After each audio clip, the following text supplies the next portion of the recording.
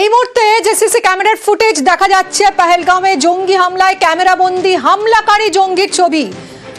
ক্যামেরাবন্দি হয়েছে এই হামলাকারী জঙ্গি, তার ছবি এই মুহূর্তে দেখা যাচ্ছে। 6 থেকে 7 জন হামলাকারী ছিল বলে জানা যাচ্ছে। গতকালের এই হামলার পিছনে যে জঙ্গিরা রয়েছে লস্করে তৈবা দায় স্বীকার করেছে এবং এই জঙ্গির ছবি ক্যামেরাবন্দি হয়েছে।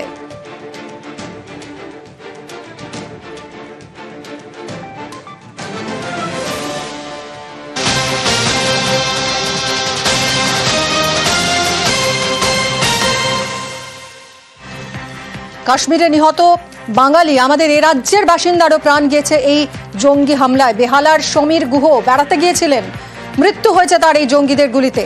নিহত সমীর গুহ বেহালার বাসিন্দা। কাশ্মীরের পহেলগাঁওয়ে জঙ্গি হামলায় নিহত হয়েছেন বেহালার বাসিন্দা সমীর গুহ।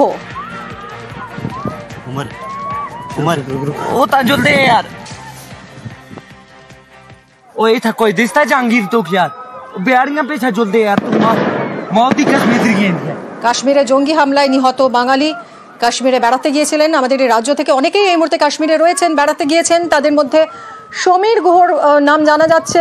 জঙ্গি হামলায় নিহত বাঙালি বেহালার বাসিন্দা সমীর গুহ।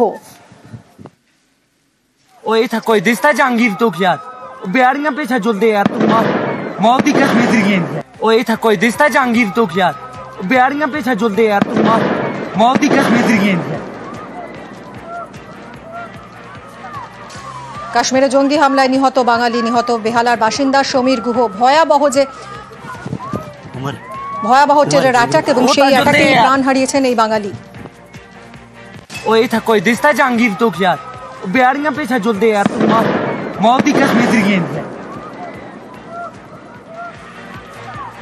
সরাসরি চলে যাব বেহালায় রয়েছেন এই সমীর গুহর বাড়ি থেকে রয়েছেন আমাদের প্রতিনিধি বিশ্বজিৎ সাহা। বিশ্বজিৎ, কিছু আর বলার ভাষা নেই, মানে প্রত্যেকেই যারা এই ছবিটা দেখেছেন প্রত্যেকেই শোকস্তব্ধ, মানে কি করবেন, কি কর্তব্য বিমূঢ়। সমীর গুহর পরিবার পরিজন তাদের যে কি পরিস্থিতি বোঝাই যাচ্ছে, একটু যদি কথা বলার চেষ্টা করেন। একদমই আমি কথা বলছি। এই যে ফ্ল্যাট, এই গুহুজ এটাই সমীর বাবুর যে বাড়ি, অর্থাৎ সমীর বাবুর ফ্ল্যাট। তিনি সেন্ট্রাল গভর্নমেন্টের NOS এর তিনি এমপ্লয়ি ছিলেন এবং তার প্রতিবেশীরা এবং তার শ্যালক একটুখানি এদিকটা তার শ্যালক রয়েছেন আমাদের সঙ্গে, অর্থাৎ সমীর বাবুর স্ত্রীর ভাই সুব্রত বাবু তিনি রয়েছেন। সুব্রত বাবুর সঙ্গে কথা বলবো। সুব্রত বাবু কবে গেছিলেন এবং লাস্ট কি কথা হলো? ওনারা 16 তারিখে গেছিলেন।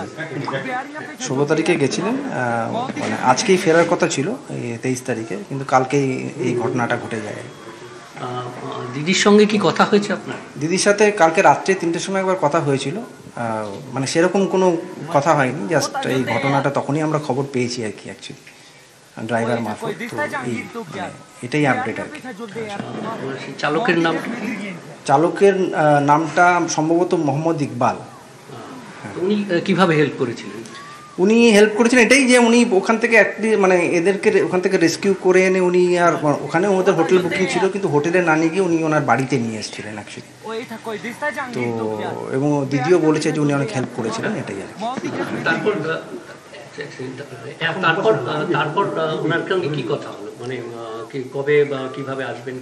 সেরকম কোনো কথা হয়নি, কারণ এখন তো আর্মি সব অ্যারেঞ্জমেন্ট করবে। তো সকালে ড্রাইভারের সাথে যা কথা হয়েছিল, তো ড্রাইভার বলেছে পরে আপডেট করে জানাবে আর কি, যে কখন মানে ওখান থেকে কখন আর কি রওনা দেবে বা কিছু, মানে একটা এস্টিমেটেড টাইম আর কি এখানে আসতে পারে। তো দিদি কি ঘটনা সম্পর্কে কিছু বলতে পারে? না, আমি জিজ্ঞাসা করিনি ঘটনা সম্পর্কে, তখন সেই মানসিক সিচুয়েশন ছিল না, আর আমরা চাইও নি এটাকে নিয়ে আর তখন বেশি আরো বিস্তারিত কথা বলতে। হ্যাঁ, কে বেড়াতে গেছিলেন? ওরা ওদের ফ্যামিলি গেছিল, আমার দিদি, আমার জামাইবাবু আর ওদের মেয়ে, এই 3 জনই গেছিল। মানে এখন কেমন আছেন? এখন ওনারা তো মানে দিদি আর আমার ভাগ্নি ভালোই আছে এখন, মানে সেরকম কোনো ওদের ফিজিক্যাল কোনো কিছু প্রবলেম নেই, আমার এটাই আর কি। একদমই। প্রতিবেশী যারা রয়েছেন তাদের সঙ্গে একবার কথা বলবো, যারা প্রতিবেশী রয়েছেন। দাদা, একটু আপনার সঙ্গে কথা বলবো। আপনার নাম? আমার নাম দীপক চক্রবর্তী।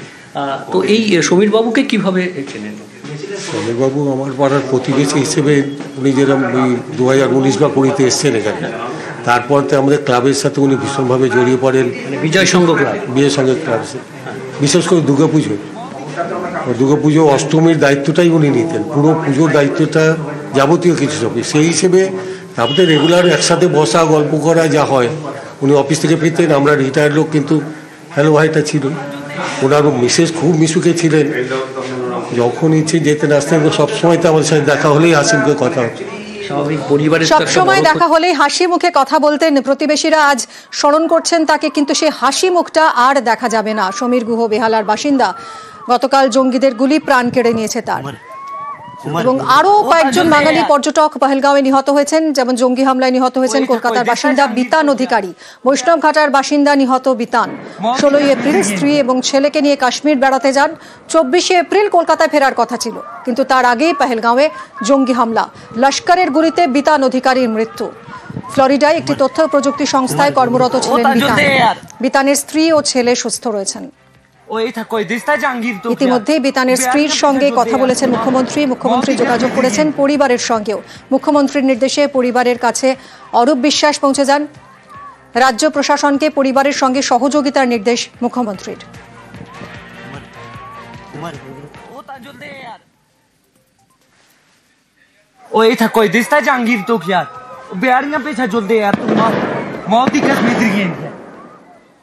আমি আমার বাবার মুখটা বাবাকে কি করে দেখাবো?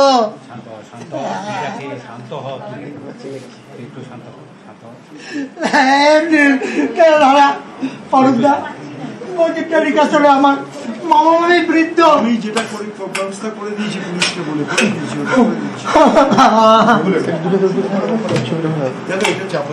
সবাই জেনে গেছে। আমি যেটা বলি তুমি শুধু শোনো। তুমি আমাকে বলছো কবে গেছে? 16 তারিখে গেছে। 16 তারিখ পয়লা বৈশাখে পরে দিই। আমি বারবার বলেছি তোরা গোড়াতে চড়বি না, গোড়াতে চড়বি না।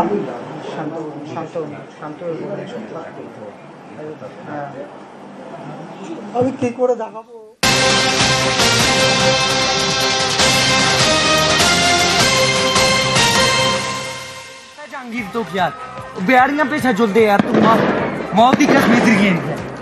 কাশ্মীরের পহেলগাঁওয়ে জঙ্গি হামলায় নিহত পুরুলিয়ার ঝালদার বাসিন্দা। নিহত ঝালদার মনীষ রঞ্জন মিশ্র। পরিবারের সঙ্গে কাশ্মীরে বেড়াতে যান মনীষ। গতকাল জঙ্গি হামলায় নিহত মনীষ। মনীষের বাড়ি থেকে এই মুহূর্তে রয়েছেন আমাদের প্রতিনিধি ইন্দ্রজিৎ। কি বলছেন পরিবার পরিজন? দেখো মিমি, একেবারে ভাষা হারিয়ে ফেলেছে এরকম একটা ঘটনা। এবং কাশ্মীরে যে জঙ্গিদের হামলা হয়েছে, সেখানে পুরুলিয়ার ঝালদার 5 নম্বর ওয়ার্ডের বাসিন্দা মনীষ রঞ্জন মিশ্র, তারও প্রাণ গেছে এবং তার পরিবার ওখানে রয়েছে। পরিবারের সাথে তিনি গিয়েছিলেন বেড়াতে কাশ্মীরে, এবং সেখানেই জঙ্গিদের গুলিতে প্রাণ যায় তার। এবং তিনি কর্মরত ছিলেন হায়দ্রাবাদে, এবং হায়দ্রাবাদ থেকে তিনি গিয়েছিলেন একেবারেই কাশ্মীরে। আবার সেখান থেকেই এই দুর্ঘটনা ঘটে, এবং সেই খবর বাড়িতে আসতেই শোকের ছায়া নেমে আসে গোটা এলাকায়। একেবারেই বাকরুদ্ধ হয়ে যায় গোটা পরিবার। পরিবারের কোনো ভাষা নেই বলার। শুধু কয়েকজন বাসিন্দা, স্থানীয় বাসিন্দা, তাদের বক্তব্য যে মনীষের উপরে যেভাবে গুলি চালিয়ে খুন করা হয়েছে, একেবারে সঠিক যেন বিচার হয়।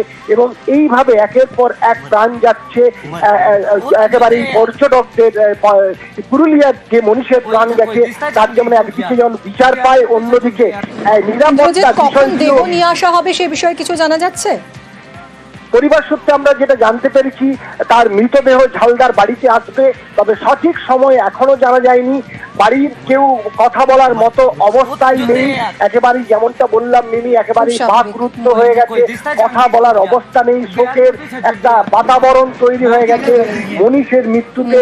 পুরো ঝালদা শহর বাসী আজকে চোখের জল ফেলছে। ধন্যবাদ ইন্দ্রজিৎ। কালকে রাতের বেলা 9টার সময় শুনেছি এরকম ঘটনা ঘটে গেছে। কেমন ছিলেন উনি? ভালো ছেলে ছিলেন, বহুত ভালো। সবার সঙ্গে মেশামেশি করতেন, সবার সঙ্গে ভালো ভাষায় কথা বলতেন। না বাবাও ভালো ছিল, ভালো আছেন। কালকে আমাদের ওনার বাবার সঙ্গে দেখা হয়েছে, আমরা কথা বলেছি। খুব ভালো করে কথাবার্তা করতেন, সবার সঙ্গে দেখাশোনা করতেন। বহুত ভালো ছেলে ছিলেন। বহুত দুঃখের ব্যাপার এটা শুনিনি আমাদের। মানে কি আর কি বলবো আপনাকে, এত খারাপ লাগছে তো কোনো বলা যাচ্ছে না।